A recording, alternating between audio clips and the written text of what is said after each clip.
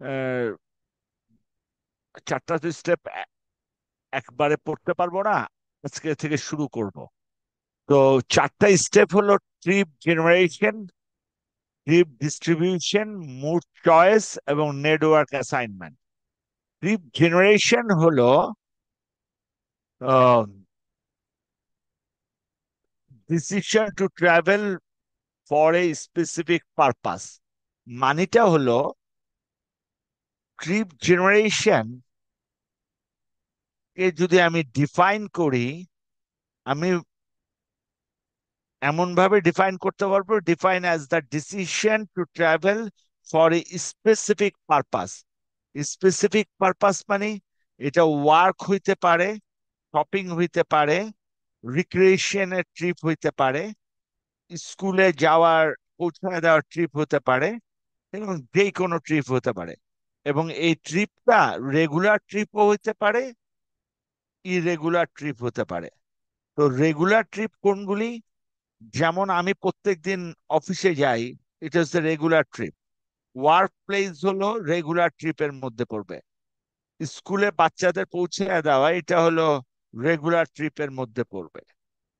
কিন্তু রিক্রিয়েশন ট্রাভেলে যাওয়া যাওয়া এটা ইরেগুলার ট্রিপের মধ্যে পড়বে। তো ট্রিপ জেনারেশন মধ্যে রেগুলার ইরেগুলার ট্রিপ থাকতেই পারে। আমার কথা ক্লিয়ার?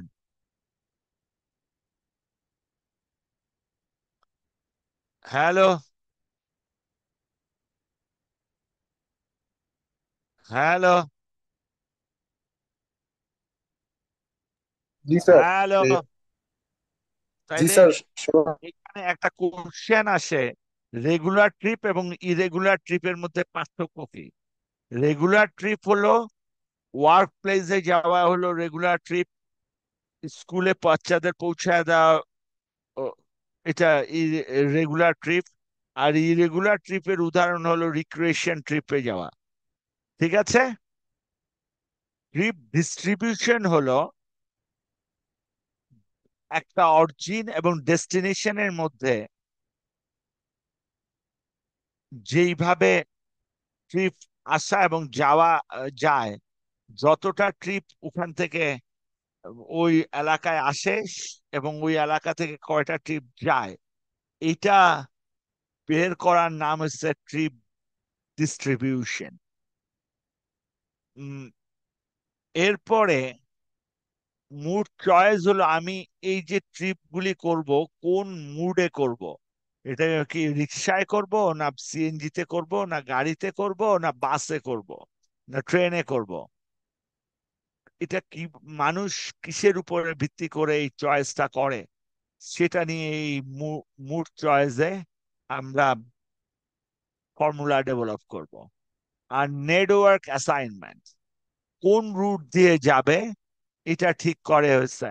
তো নেটওয়ার্ক, এখন প্রথম কাজ হলো আমাদের আজকের, আমরা পড়বো ট্রিপ জেনারেশন আর ট্রিপ ডিস্ট্রিবিউশন, এই দুটো আজকের ক্লাসে পড়বো।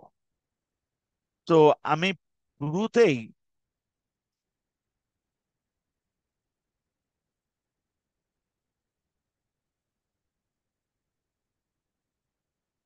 শুরুতেই আমি কিছু ছবি, মানুষের অ্যাক্টিভিটিস গুলি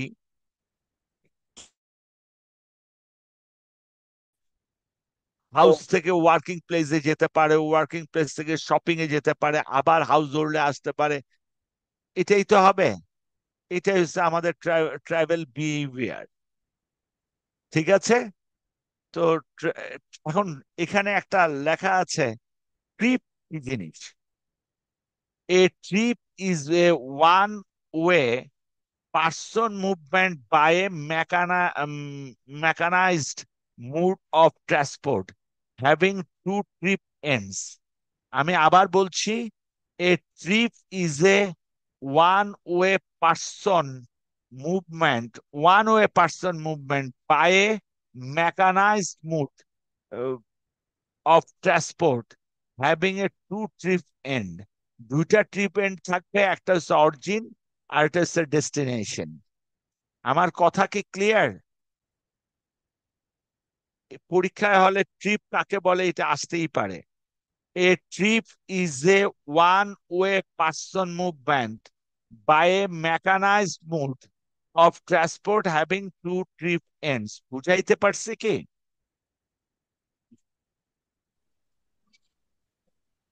হ্যালো। जी सर। ওকে, এখানে এই ট্রিপটাকে আমরা ক্লাসিফাই করি based on a trip purpose. কিছুক্ষণ আগে জেনারেশনের উদ্দেশ্যে যেটা বলেছিলাম, ওখানে দেখেন পারপাস শব্দটা লেখা স্পেসিফিক পারপাসে গেছে। আর পার্সন টাইপের উপরেও ট্রিপ ক্লাসিফাই করা যায়। ট্রিপ পারপাসের উপরে যদি আমি করি, তো তাইলে এটাকে হোম বেস ট্রিপ বলতে পারি। হোম বেস ট্রিপ মানে হলো স্কুল থেকে বাসায় আসা, বাসা থেকে স্কুলে যাওয়া, এটা হলো হোম বেস ট্রিপ। তারপর ওয়ার্কিং প্লেসে যাওয়া, আবার বাসায় যাওয়া, শপিং এ যাওয়া, রিক্রিয়েশনে যাওয়া, কারণ আবার বাসায় ফিরতে হবে, এটা হচ্ছে হোম বেস ট্রিপ। আরেকটা হলো নন হোম বেস ট্রিপ। নন হোম বেস ট্রিপ এটা আইডেন্টিফাই করা ডিফিকাল্ট টু ক্যাটাগরাইজ। এটা ক্যাটাগরাইজ করা ডিফিকাল্ট, কারণ এটার কোনো প্যাটার্ন থাকে না। সেই জন্য আমরা নন পে ট্রিপ পারপাস গুলিকে এটারে ক্যাটাগরাইজ করতে পারি না। আবার পার্সন টাইপ ট্রিপ যেটা আছে, সেটা ডিপেন্ড করে ওনারশিপ অফ কার। ওই যে পার্সন, তার কি কার ওনারশিপ আছে, তার ইনকাম, তার হাউস সাইজ, হাউস স্ট্রাকচার, সে কি একা একই থাকে, না ফ্যামিলি যে থাকে সৌকর্ণবর্তী, না যৌথ পরিবার, না গ্রুপিং হাউস টাইপে থাকে, এগুলির উপরে ভিত্তি করে পার্সন টাইপ ট্রিপকে আমরা ক্লাসিফাই করতে পারি। তো হ্যালো, বোঝা যাচ্ছে? এই যে ট্রাভেল বিহেভিয়ার, এটা অ্যাক্টিভিটি বেস মডেল হইতে পারে, ট্যুর বেস হইতে পারে, ট্রিপ বেস হইতে পারে। কিছুক্ষণ আগে বলেছি যে ট্রিপ বেস হলো যে আমার হোম বেস না এরকম ক্লাসিফাই করতে পারি। তো এটা তো আমরা আগে পড়েছিলাম। 4 স্টেপ হলো ইয়ার trip generation, how much people goes from a specific area or location. কতজন মানুষ একটা লোকেশন থেকে আরেকটা এলাকায় যায়, আরেকটা এলাকা থেকে নিজের ওই এলাকায় ঢুকে, এটা হলো ট্রিপ জেনারেশন। ট্রিপ ডিস্ট্রিবিউশন হলো how much people distribute per location, per লোকেশনে কতজন মানুষ ডিস্ট্রিবিউটেড হচ্ছে, এটা হলো ট্রিপ ডিস্ট্রিবিউশন। মোডাল স্পিড অত হুইজ ভ্যাকেল বা মুড চয়েস, এটা হলো which vehicle will be used, কোন ভ্যাকেল। আর ট্রিপ অ্যাসাইনমেন্ট হলো which road will be used. Okay, trip generation. আমি ট্রিপ জেনারেশনের ক্ষেত্রে অনেকটাই বলেছি যে একটা অরিজিন থাকবে, একটা ডেস্টিনেশন থাকবে, এবং এটা হোম বেস ট্রিপও হতে পারে, নন হোম বেস ট্রিপও হতে পারে, এটা পারপাসের উপরে নির্ভর করে। এটা ইভেন পার্সন টাইপ ট্রিপের উপরেও নির্ভর করে, তার car ownership, income, house size, house structure, এগুলির উপরে নির্ভর করবে। তো আমরা এখানে দেখেন একটা ইকুয়েশন আছে, এটা হলো রিগ্রেশন ইকুয়েশন। এই ইকুয়েশন দিয়ে কতটা ট্রিপ ওই এলাকা থেকে বাইরের দিকে যায় আর কতটা এলাকা থেকে ওই এলাকার ভিতরে ঢুকে, সেটা হলো ওয়াই। আর B1 B2 এগুলি হলো কফিসিয়েন্ট, এবং X1 X2 এগুলি হলো ভেরিয়েবল। X1 হলো ইনকাম হইতে পারে, তারপরে কার ওনারশিপ হইতে পারে, হাউস সাইজ হইতে পারে, হাউস স্ট্রাকচার হইতে পারে, বিভিন্ন জিনিস এসব হচ্ছে ভেরিয়েবল। ওকে, ওকে, এখন আসেন ট্রিপ জেনারেশন কি কি। ট্রিপ জেনারেশনের সাথে দুটো শব্দ জড়িত, ট্রিপ অ্যাট্রাকশন আর ট্রিপ প্রোডাকশন। ট্রিপ প্রোডাকশন হলো ওই এলাকা থেকে কয়টা গাড়ি বাইরের দিকে চলে যাচ্ছে, আর ট্রিপ অ্যাট্রাকশন হলো ওই এলাকায় কয়টা ট্রিপ ঢুকতেছে।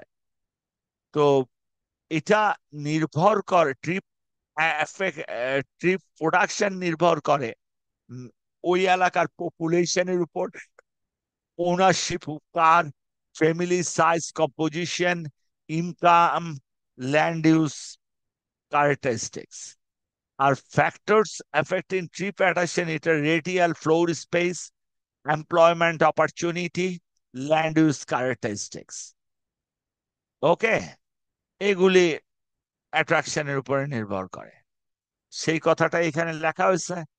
এখন আসেন আমরা আস্তে আস্তে ইকুয়েশন ডেভেলপের দিকে যাই।